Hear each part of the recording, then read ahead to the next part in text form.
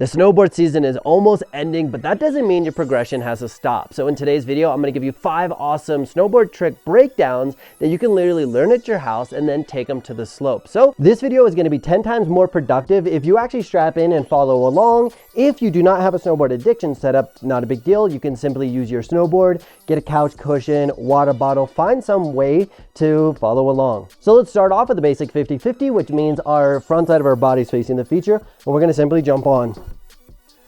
Now the goal is to be able to jump on and balance, so as I land, absorb the impact, balance. 2 key components that's gonna make this 10 times easier.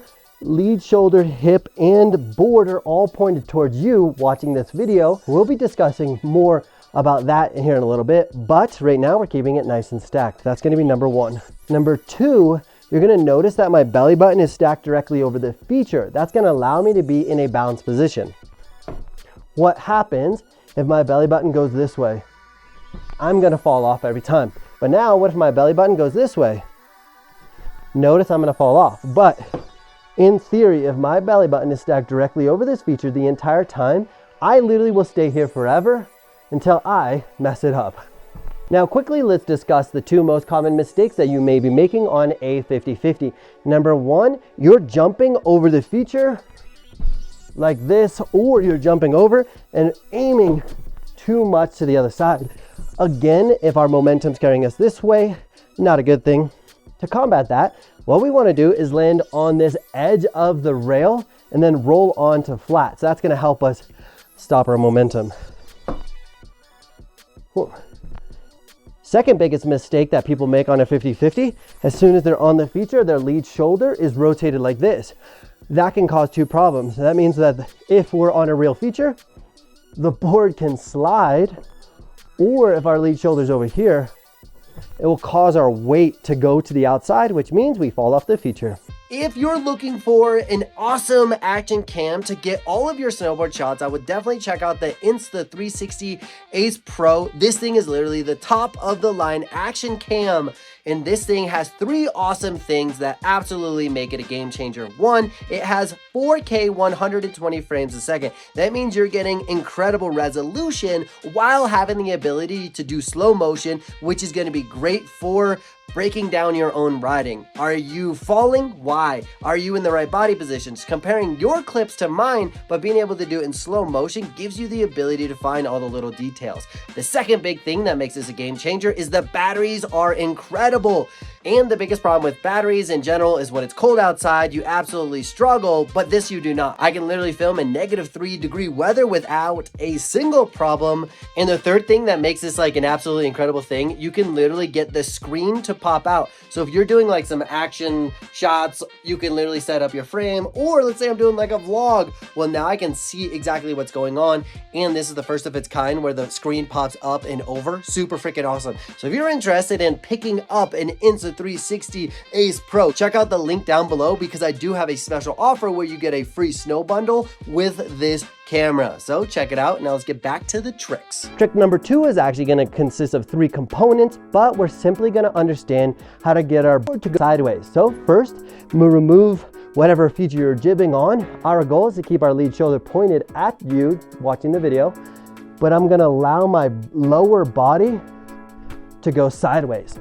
2 ways that I can do that. I can rotate my hips and my shoulders all together, but then that messes up the shoulders. So actually, a great mechanic that you can use is moving your feet in the opposite direction. What I mean by that is my lead foot is going to pull back while simultaneously my back foot is going to push forward. Watch this. Back foot, front foot. Oh, notice how my upper body is quite quiet, but that movement happens so fast.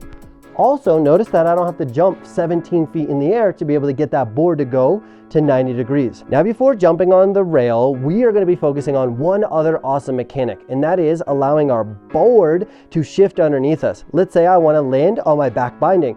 Well, if I were to jump and shift my shoulders back, that can be really slow or almost too powerful where it's like you're going to fall off the map. But what if I were to jump and just shift my legs underneath me? Notice how fast that was, and that allows my belly button to be stacked over the back foot, and then I can go back to center. Now let's say I want to go to my lead foot, belly button stays here. Notice how quick that is. I'm able to do that. Now it's gonna be extremely important when you're actually doing board sides and when we actually jump on the rail, which is now. So let's first start off with our back facing the feature. Our goal is to get to 90 degrees with our lead shoulder pointed at you as you're watching this video, just like this. Now I'm pretty centered. I'm gonna hop back off. Now let's challenge ourselves with getting our belly button stacked over the lead binding just on the rail, just like this. Okay, that would be considered a little soggy, which means the tail's a little low, so I gotta go about a ½ inch over. Oh, board is more flat, belly button here, shoulders rotated, but notice that I'm stacked and balanced. If I lean that way, I'm gonna fall off. Now let's go to the third variation, which is landing on our back foot, and this is called a backside blunt slide. Our lead foot's gonna go all the way over, we're gonna land on our back binding, so we're gonna rotate and shift at the same time. Oh, look at that. Let's do that again. I was a little balanced that way, so we'll do it again. A little balanced that way, totally cool. Now the third time, balance in the center. Perfect, fight for it, fight for it. Now the option, I can go that way, let's go this way. Trick number 3, we're gonna do the exact opposite of what we did, but this time it's gonna be front side. This is labeled front side because the front side of my body is facing the feature as we enter. Where on the other one, this would be a back side because our back is here, just to clarify. So we're first gonna start off with getting our weight to be centered, and we're gonna do that scissor mechanic again. So we're just gonna jump up, lead shoulder pointed at you, watching the video, in the center. Can we do that again, but we're gonna actually land on the lead binding. Notice that I shift that weight, but everything's over that lead foot. Now let's go to the back foot. Cool, now we have 3 different tricks / 3 different variations for this. Now let's jump onto the feature. We do have to lean into the feature for the first one just so we can travel over the feature, unlike what we just demonstrated in the last one. This one can be challenging because as we're going in real life down the hill, we do want to glance at the feature so we know what we're doing, what we're landing on, but we do not want to focus on looking down and shifting all of our weight to this position. So our goal is to glance with our eyeballs or just a tilt of the head, but not actually making a significant maneuver. So let's go into jumping on the feature with our lead binding only. Boom, not so bad. You're gonna notice that I was kind of fighting the balance a little bit, but very doable. So that last example is called a frontside board slide.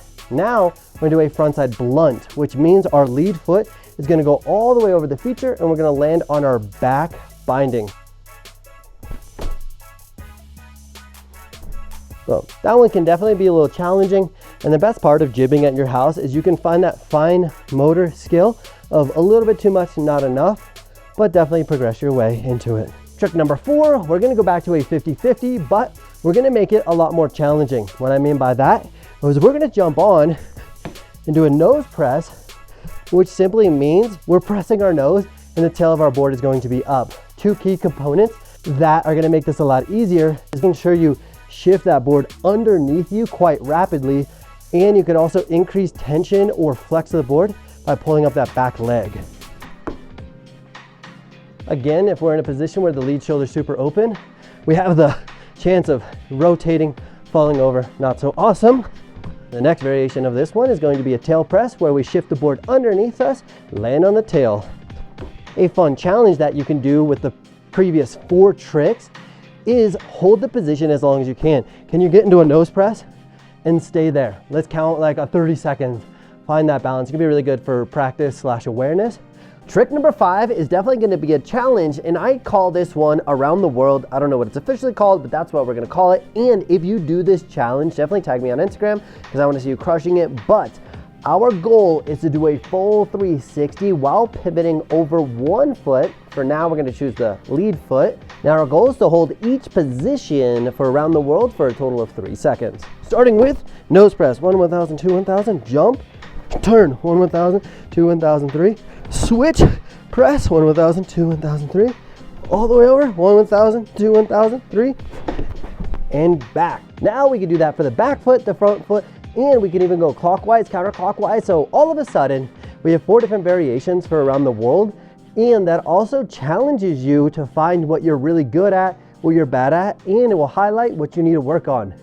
So if you're digging this content, let me know by liking this video. Definitely subscribe because I'm going to be posting as many videos as possible to make you awesome. So make sure you come back, and link in the bio for an awesome camera. Let's go. Woo!